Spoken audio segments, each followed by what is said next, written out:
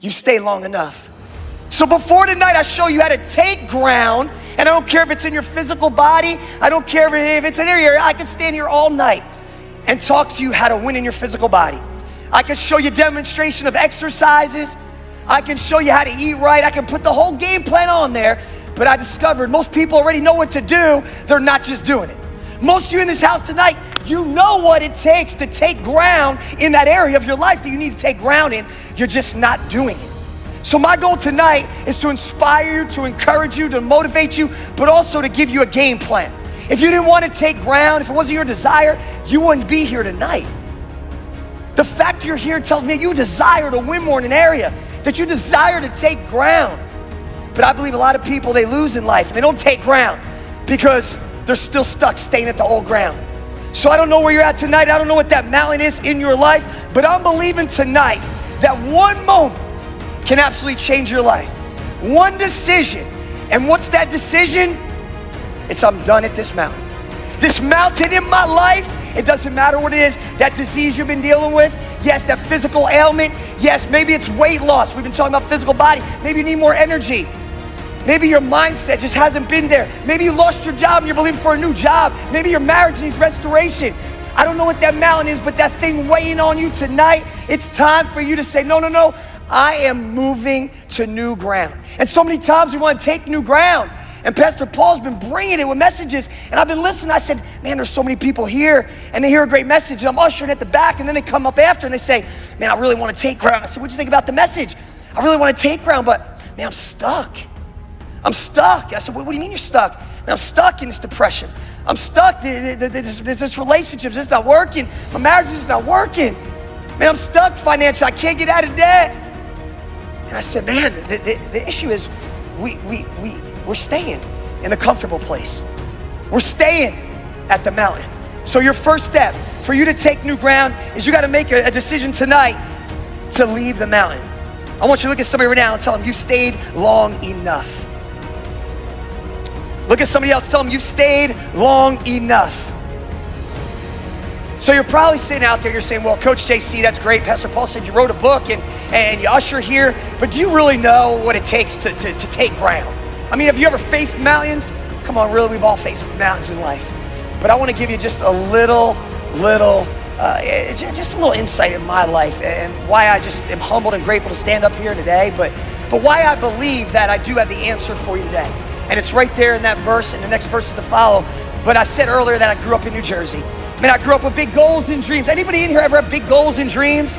Yeah, we all have big goals and dreams and expectations, and some of you are like me, and those goals and dreams, they just haven't manifested in your life yet. And I had big goals and dreams to grow up one day, and this might shock you, but man, I promised you, and no, I'm not gonna do it for you tonight, but I promised you, if anybody asked me, that I was gonna grow up to be, are you ready for it? A professional rapper.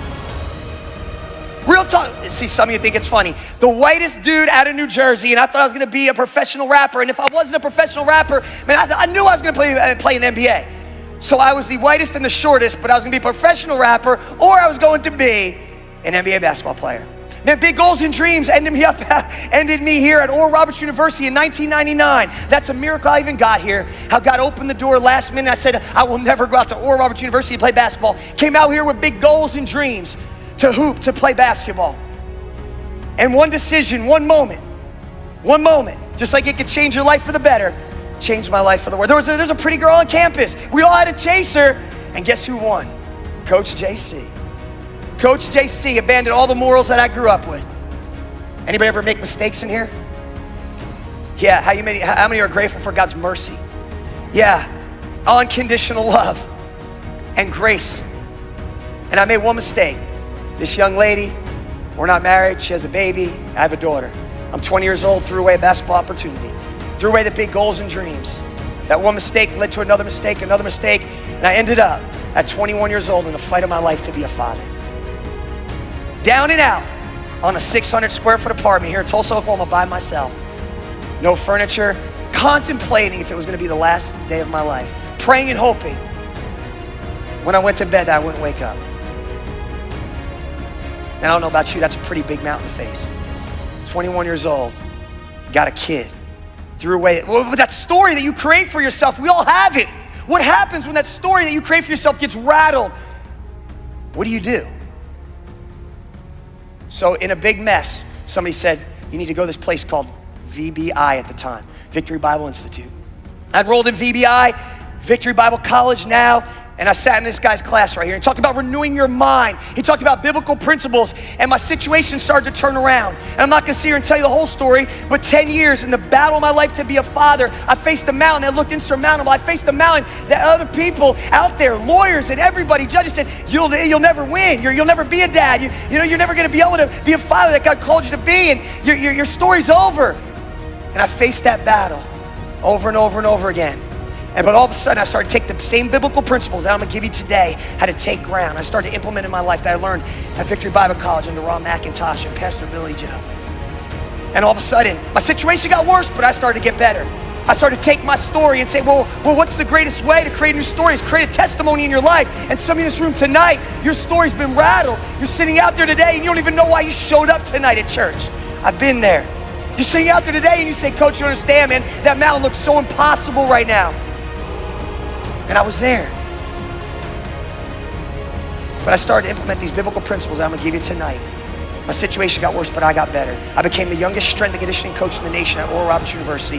Was blessed and privileged to work with some of the top athletes in the world. Wrote a few books, get to travel and speak all over the country. Started a foundation here locally where we're blessed and privileged. Raised over $500,000 to train Tulsa's finest and bravest, the police and the medics and firefighters in Tulsa, Oklahoma. Started a local fitness company. That's Tulsa's #1 fitness company. Started a dynamic sports event where we train out. Why am I telling you all that?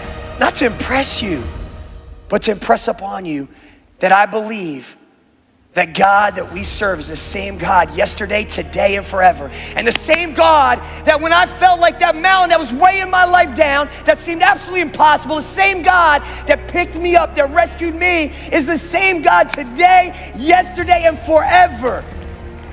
And I love that song that we sing. Greater is he that is in me than what? You that is than you that is in the world. If God is for me, who can be against me? We sing all these songs, but do we ever really believe them? Do we really take them and implement them to our life? My God is mighty to save. I honestly believe that when you make one decision that you're done. I'm done here at this mountain. I will no longer stay at this mountain. Debt, I'm done. Physical ailments in my body, I'm done. Average marriage, I'm done. Mediocre life, I'm done. I'm done losing. I will no longer play second place. And when you make that one decision, I believe that the God we serve will move radically in.